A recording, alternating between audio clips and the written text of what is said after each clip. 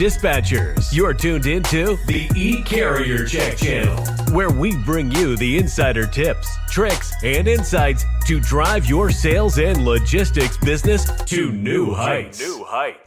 Each week, your hosts, Jared and Nate, sit down with the top professionals in the industry, diving deep into everything from prospecting and cold calling to maintaining carrier relationships and maximizing your bottom line. Learn real-world strategies, hear success stories, and get actionable advice you can implement in your business today. So buckle up and get ready for an entertaining and informative ride. This is the E-Carrier Check channel, your source for can't-miss logistics intelligence. Stay tuned.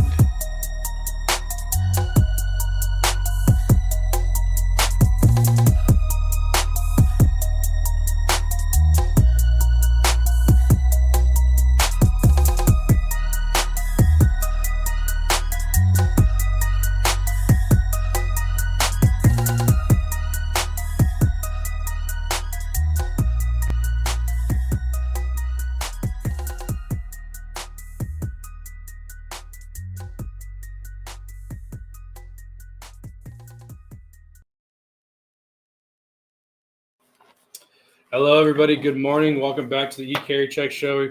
Jared and Nate here. We brought back the legendary Nick Klingensmith for today's show because today we're talking about some pretty important stuff. But before we jump into Nick and what's been going on in his world, Jared, how's your week been, man? I know we're in Nebraska. For those of you that don't know, we're sitting at negative 10 degrees today. Power's been going in and out, so if we drop off, I apologize. We'll probably have to tune in Friday, but negative 10 degrees. We're making it through. But how's your week been? The snow has been ridiculous. It's just been, I guess we live in the area, you know what I mean? I can't say enough. I'm super jacked for this conversation. You know, one of my favorite things about Nick is just the level that he brings. But I mean, honestly, you know, Quitter's Day was a month ago, right? And we got Nick on.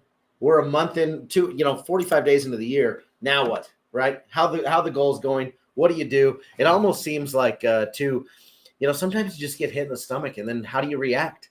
Yeah. You know what I mean? Right. And so we're bringing Nick on to find out what do we do today, right now, to change the rest of this quarter. Yeah. You know what I mean? Because we got only about 45 days left in this quarter now. You know what I mean? Right. So, Nick, welcome to the show, brother. How you been, man? Dude, I'm better now. I'm sitting here for 3.5 minutes, and my whole world is just like exploded with awesomeness. So thank you. Dude, this one is so relevant for me. And let me just a little bit of background for those who don't know, but I've got now almost 20 years in this business, and most of it in sales leadership. So I know a thing or two about being behind on goals. Yeah. Also as an obstacle course racer and endurance racer, I'm not David Goggins. I always put a date on the calendar. I don't have a goal with every race that I do. A lot of times it just might be for experience, but I do have goals, and I set big goals, lofty goals. Sometimes it's completing like that mountain race I keep talking about, but sometimes it's about actually making a certain amount of time. And so that has to do with your training. And I'm going to equate this to sales a lot because it's the daily activities that achieve goals. And it's no different than whether it be somebody trying to achieve their sales goals or a fitness goal or something like that. And so the hardest thing to do is when you're off goal, like say right now from someone who either hasn't started, if we're talking about a personal goal, like if that's you, by the way, please message me after. I'm going to give you 3 really stupid steps to start your shit. I'm going to make it so dumb that you actually will be unable to not take the first step. So if that's you, if you can't get started, just hit me up offline now. Okay. But let's talk about, make this relevant for like sales goals or even in a fitness goal, right? A numeric, like yes or no type goal. The first thing we actually have to accept is what I just said a minute ago. It is your daily activities that achieve goals. So if you're off your goals, there is only one reason. Your daily activity is off. It doesn't mean that you're not working hard enough. You might be working on the wrong things. We may need to pivot in a lot of ways, but we waste so much time on excuses and fault and blame and resisting the fact that we're off, right? You know, I even do this from time to time. I remember in logistics, my last, like around 21, when the market really started to go the other way too, or 22, when the market really started so dumb a potato can do it, to go the other way, I would see the negative echo chamber on LinkedIn and get relieved. But then I'm like, wait a minute. How does that hit my goal? If the market sucks, what does that have to do with me? I am the problem. So number one, we just have to accept that it is because our activities are off. I took notes.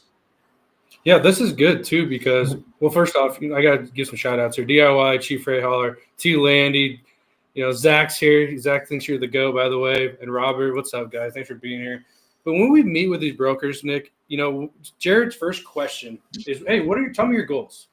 And, their goals go from, I need 2 to 5 shippers and trying to build, relationships with 20 carriers.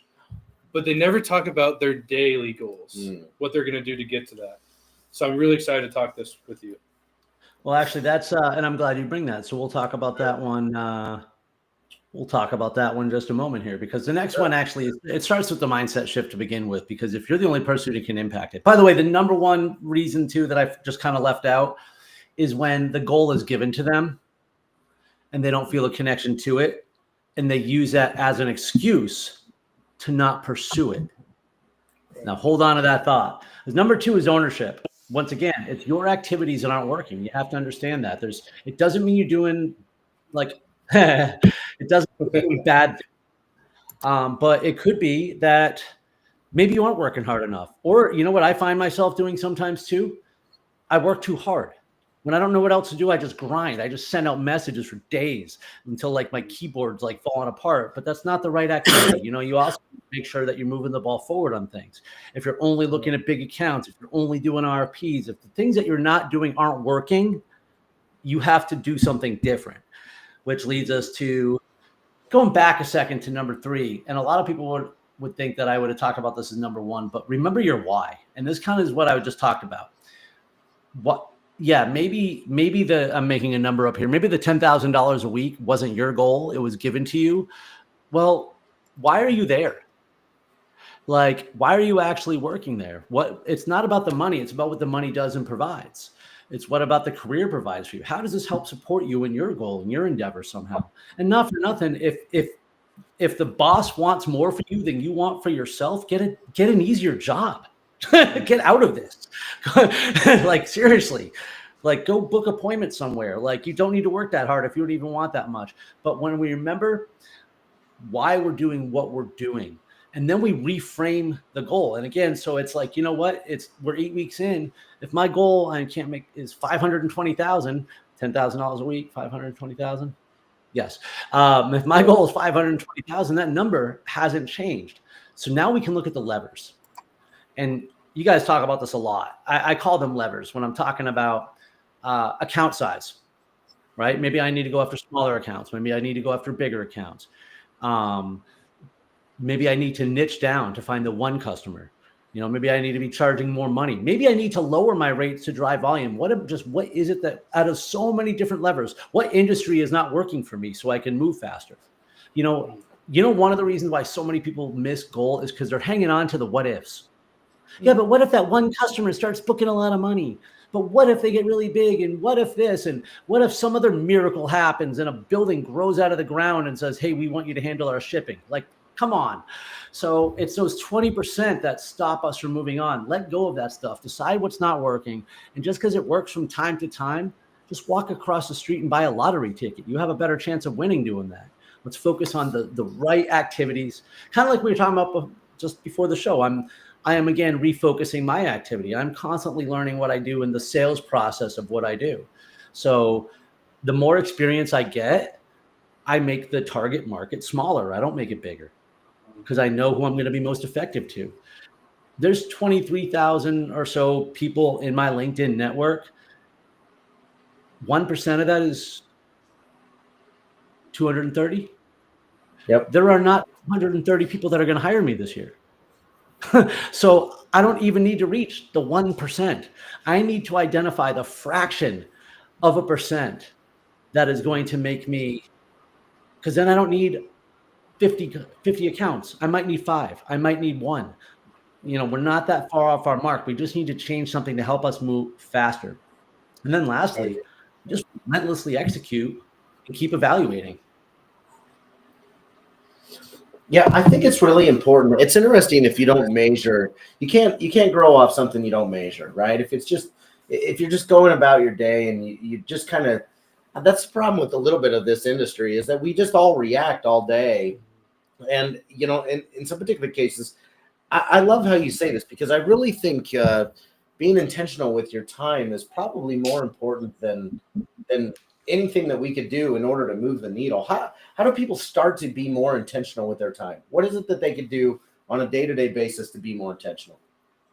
If I can segue for a second, I'm going to combine a couple issues here, because Chief Raidhaller mentioned something about the down market, right? And Nate and I earlier were also talking about how so many people were in survival mode, and so many people continue to be in survival mode, when in fact the circumstances have changed around them, but their mentality is that they're still in survival mode. If you talk to so many people, you know what? How many times, I'm sure you don't remember, you talk to people all the time, but if we look back at the various times I've been on this show, I probably answered something similar every single time. Grinding away, that survival mode. Yep. Just staying ahead, like one, day in a dollar, whatever. Like, oh, I'm just working so hard. I'm putting out fires. I'm doing this. I'm doing that. That's survival mode. That's a reactive way that we're in. We are literally just fighting for our life. And there are situations and things that occurred to put us in there that disrupted our plan, disrupted our lives. Now we have to react to something different.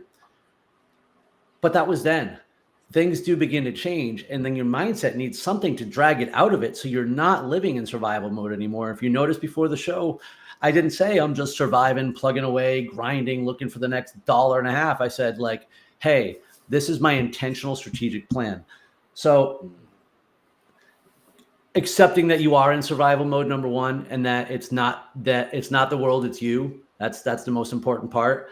From there, it does take a moment, and I'm going to answer the question about intention in just a second. But before that, you then take a hard look at yourself. This is where we actually got to write it down. Because again, this is a real response to real life events. Things happen to you. Yeah. But are they still happening? And how big are they? And that's why it's important to put these things in perspective now, and even just say some things aren't that important. Let go of that 0.03% of something that's just not going to serve you, and free up just enough space in the noggin. And here's the one that's going to sound not like the others. If you want to be intentional, set a really big goal. A really big goal. And I'm guessing that probably 90% of the people who are listening right now would probably say, oh, but I don't have time for that. That's why because you're already feeling overwhelmed. That's part of survival mode. You feel like you can't breathe. Like, I don't have time for anything. That's why you need to do it. You need to set a goal that is more important than the bullshit spinning between your head. Literally, something that takes you 2 hours a day. Join a club, go fundraise for something. When I said yes to the American Cancer Society last October to fundraise for Men Wear Pink, the cause was very near and dear to me, but I was in survival mode, and I almost said no. And I'm like, you know what? I need this. Like, I actually need this. I need something that I don't have time for that has a greater cause than my day-to-day bullshit. And I don't even remember what it was that was spinning around my head, making me think that I couldn't do it. So find something more important. Pick a big why that's more important than the why nots. You would not believe how quickly that other stuff goes away. I talk about it in my book, my defining moment, where I said I will not be defined by my circumstances, but my triumph over them. That was a defining moment where literally I said, okay, I'm doing this now. And I start just setting big goals. You do things that are more important. If all of a sudden you had to pick up a second job that's like 4 to 5 hours a day, believe it or not, you probably find out you could manage some of it and you're not going to miss the wasted time. So once we do that, though, and set that big goal, rather than just add to the overwhelming stress because of analysis paralysis, that's when we do have to break it down to the wildly specific and stupidly simple action steps. So dumb, a Pedro potato could do it. Like, I was on, I don't know if I see Cleary popped in. One of the things we worked on together is, the wildly specific and stupidly simple action step that got him to get his podcast started was simply texting his co-host a text. That was the first step. Text your buddy and say, hey, I want to talk about the pod. That was it. A guy that I'm working with right now, working on some messaging, and 2 weeks had gone by and he hadn't done it. I'm like, okay, well, hey, do me a favor. When do you have 15 minutes this week? He's like, today at noon. I was like, okay, at 12:15, you're going to text me and tell me it's done. Because schedule it, Google it, or just do it right now. Like find the so stupid that you actually feel like silly writing it down. Not being a mental midget. I haven't heard that terminology. Yeah, I haven't heard that either. I do. Yeah. You know, Nick, something that I when I read in your book, there's the why me syndrome. And I think a lot of people are doing that. People have that why me syndrome right now because we're 8 weeks in and everything you just explained, they maybe had it was all going good. And then now we're like, oh, why me? Why did I quit? Why did I quit doing my daily tasks to get to my goal? So I think a lot of people are really in that why me syndrome right now in that state. I mean, it's tough to get out of, you know what I mean? It is super tough to get out of. I feel like people just need to understand, like, if you had a bad 8 weeks or maybe you just kind of fell off on your goals, it's okay to start over. And people struggle with starting over. I'm one of them. My goal was to go to the gym every day this whole year. And I missed 2 weeks and I'm like laying in bed, like, why me? But you know what I did the next day? I got up and I went again and it started getting into that, that momentum, that consistency. So have either of you guys done 75 hard? I know a couple of brokers that have, but I have not personally. No, I haven't either. And honestly, I don't know why, because I've lived most of it anyways. And I need the discipline. I actually do need a little bit more intention. It's, I work from home, right? Like and I also believe a lot of the things I do intertwine with my work. And so, but it's easy to get unfocused about what's most important from a business standpoint. So honestly, me adding some wrenches to my life would probably make me more productive, because then you're forced to be disciplined in those pockets. But it's silly because like I do easily 2 45-minute workouts a day. But the second one, they're supposed to be together. Instead, I do like 15 minutes here, a 30-minute stretch and something like that. And I get how that works in a certain routine, but at the same time, I know that I feel hurried. When I go walk into the garage to go walk backwards on the treadmill for 10 minutes or do a stretch on the TRX band for 10 minutes in the middle of the afternoon, and I shouldn't feel this way, but I've been working as a W-2 my entire adult life. And so when it's 3:00 in the afternoon, I'm like, I should be at my desk. So it's creating a little bit more anxiety for me. Maybe if I were to create that discipline and just do it in a 45-minute session later altogether, maybe I wouldn't have that. I don't know. But I just know, and the only one way to do it is to find out, because the why me syndrome, I'm injured as crap right now. I had so many big ambitions for the first quarter of this year. I haven't been running like at all. And then I'm rehabbing something and I tweak something else. Like I'm Humpty Dumpty with like the neighbor's dog is just like ripping me apart. So it's so easy to just say the why me, because I am disappointed. I was supposed to run the Spartan Deca Fit competition last weekend. I didn't even go. I had really big ambitions for the Spartan race, super and sprint up in Jacksonville in a week and a half from now. I'm probably going to run in the open division, not even in the competitive. Oh, well. So I accept that this is where I'm at. Saying why me is just going to take more time. It's just going to waste time. I'm just going to lie around. My goal is still the goal. My higher goal is still the goal. It's not just about one race. It's what doing that and achieving that in a race, means for me and what I'm trying to represent by it. And so even though, I picked dates on the calendar, the date on the calendar isn't what's going to define it. Part of the struggle is what's going to have to get me there. Anyways, I mean, I would have never written a book if I didn't have like things to overcome. Like I joked before the show, we're just, it's all part of the next story. Yeah, that's so true. Easy road. Yeah, I think a lot of people don't want to go through that struggle, but that struggle really is what pushes us to get to where we want to be. Yeah.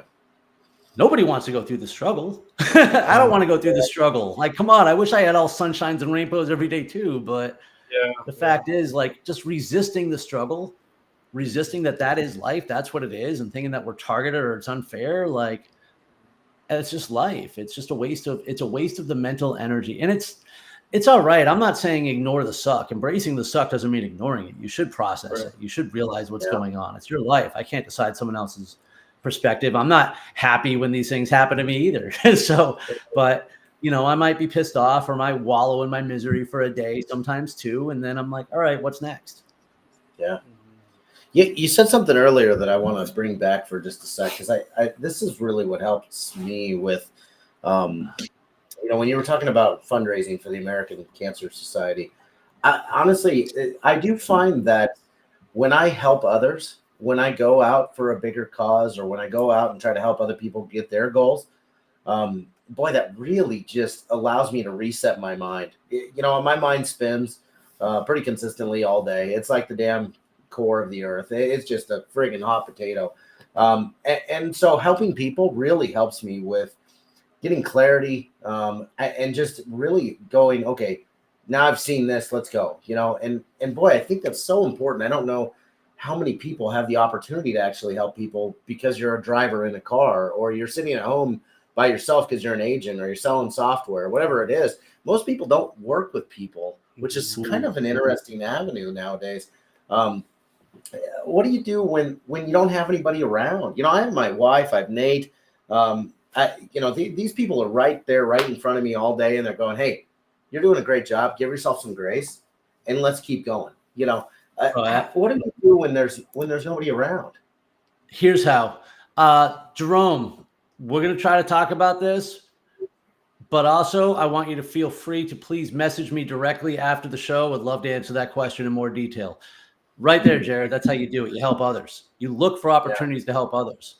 You know what? Like, I write about this in my book a little bit. Like, it doesn't always have to be so dramatic. And first of all, there is nothing in the world more powerful than helping others. If you want to get out of your own head, go help someone else. Driving home from a meeting one day, I see some old guy trying to lift a big AC box in the back of his car. I pulled over and helped the guy. One guy got stuck. I bragged about this on LinkedIn because it was kind of fun, because I pushed a car out of a massive puddle by myself. But dude, there was another story. Anyways, social media, right, is a great way, and here's why. We make fun of people who put things out there for attention and validation. Give it to them. Go do something for someone else. Go like their post. Don't get out of your own head. Use it like I use social media for me. Go be about someone else for a second. You have all the people at the fingertips who just want to know they're being heard sometimes. Sometimes just liking someone else's stuff or focusing on commenting instead of posting just help somebody, or reach out directly, call somebody, and it like compliment somebody, donate to something. Instead of thinking, how can I make a sale today? Say, who can I find a referral for today? These missions come out of anywhere. Share a piece of information, listen to a podcast and then learn something from it. And then spend the whole day looking for one person to share that valuable piece of information to. You know why it's so important? Because I'm just making this shit up as I go along, and I can talk for the next 10 minutes on it. And you know what you don't think about when you're thinking about that? Yourself. You don't think about your problems, and you don't think about the things that are wrong and the stress you're under. And it is so powerful. And I'll tell you what, man, it is a self-renewing energy, because when you give that, it just keeps coming back. You feel confident. You feel stronger. You feel like have a purpose in the world. The dumbest thing is helping an old guy put something in the back of his car, and sometimes that only lasts for 5 minutes. Sometimes it lasts for a while, but who cares? It's an amazing way to hit reset. And you don't know what's going to come out of it. You honestly don't know what you'll discover in the process. Yeah. I also think something that helps me quite a bit, and I thought Chief Freight Hauler mentioned this earlier in the notes. I love this. He said he listened to his wife, but that's not the most important part here. He said, she said, write them down. Yeah. And I think there's something to be said about writing your ambitions down. I'm not talking about just a damn checklist or something you need to get do. Not a to-do list. This isn't honey-do day. I think it's important to write down your goals and get to where you want to go. And there's something to be said about that power of writing stuff down. The goals and then I love that. Oh, heck yeah. Goes with me. My goals for the year go in there, and all I write about it in the book, the little check marks and things that I do every single day.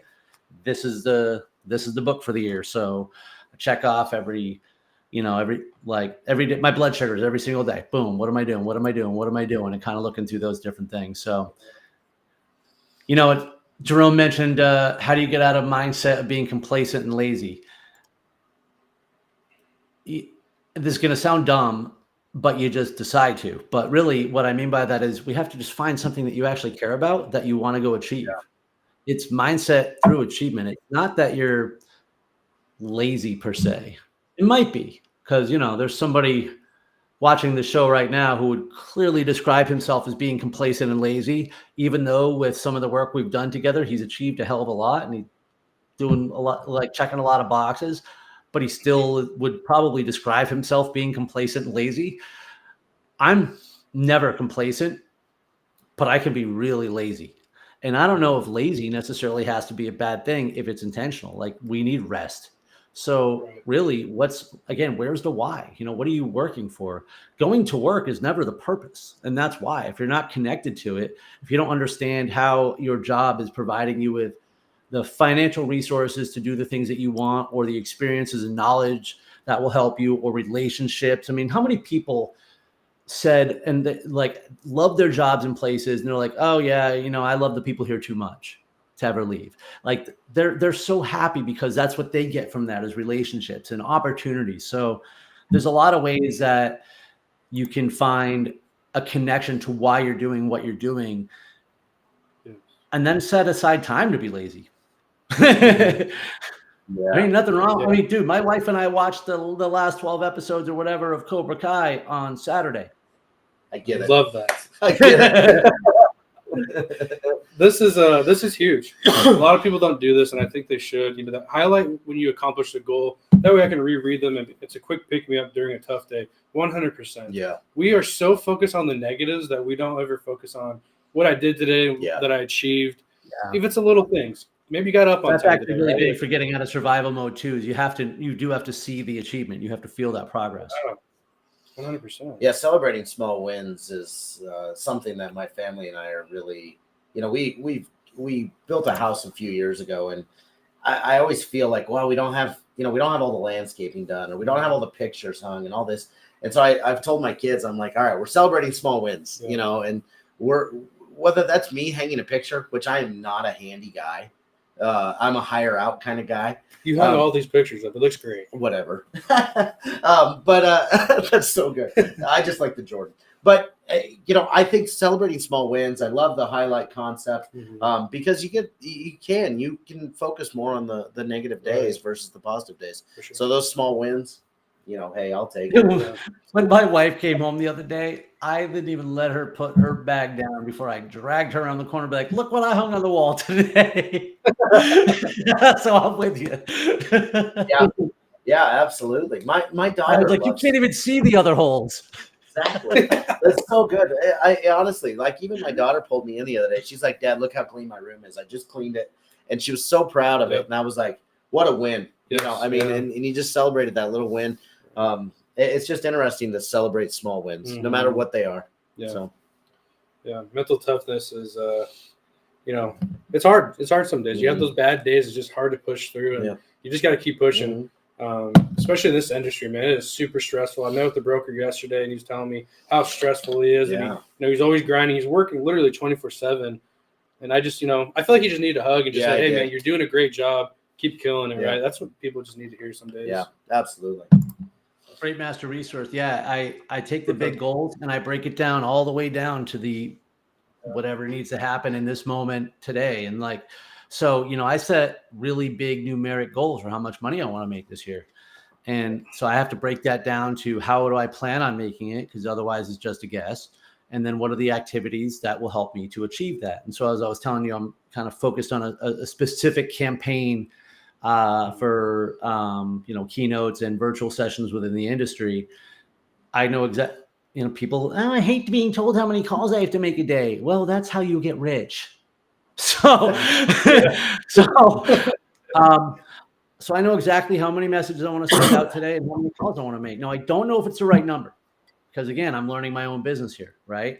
So, but I'm breaking down a a good 6-figure earnings that I want to make, and I'm breaking it down to the number of messages I need to type today. That's about as silly as it gets. And you know what happened before I could attend the messages? I had to write the message, which I scheduled to do. So that's I break it down to the stupid, and now it just becomes part of the process. Yeah. God, I love that. Yeah. Close Yeah. Nick, did we get everything on your list today? I know you are full of information today, man. Honestly, I didn't even feel like we were on a YouTube show. I just felt like I was at a conference listening to you speak. And honestly, this is what I needed. Exactly. This is what I needed personally. I don't know about everyone else, but I needed this. We're halfway through the week. This is going to help me push through the rest of the week. And, I just can't thank you enough, man. Is there, like I said, did we get everything on your list that you kind of want to discuss today? Yeah, man. I think it was great when you reached out the other day. It's always good timing because I can always basically just say what's on my mind and what I'm going through, and it usually is very relevant for other people. So, yeah. Well, give us a breakdown of how people can reach you. And make sure you shout out your book. I got your book here for you. Absolutely. And, I will say that the thing I am looking to do is I am looking to speak more in the industry. So whether it be at conferences, specifically to companies, and a product that I'll be introducing, a product, if you will, for sales teams, especially remote sales teams in the industry, or virtual presentations. And that's really where my focus is going to be. So if you are interested in talking to me about that, it's nick@stridemotivation.com. Check out the website, stridemotivation.com. And also you can see, Selling Inspired is a core. It's got a lot of the core principles that not only do I talk about in speeches, but that I work with people one-on-one in coaching. So you can find that book on Amazon or hit me up directly if you want a signed copy. Yeah, I love it, Nick. Thanks again, man. Thanks to everyone being here. Make sure you reach out to Nick, man. Yeah. He's opening up and he's ready for you guys. So hit him up, connect with him. Nick, thanks again, man. Have a great rest of your week.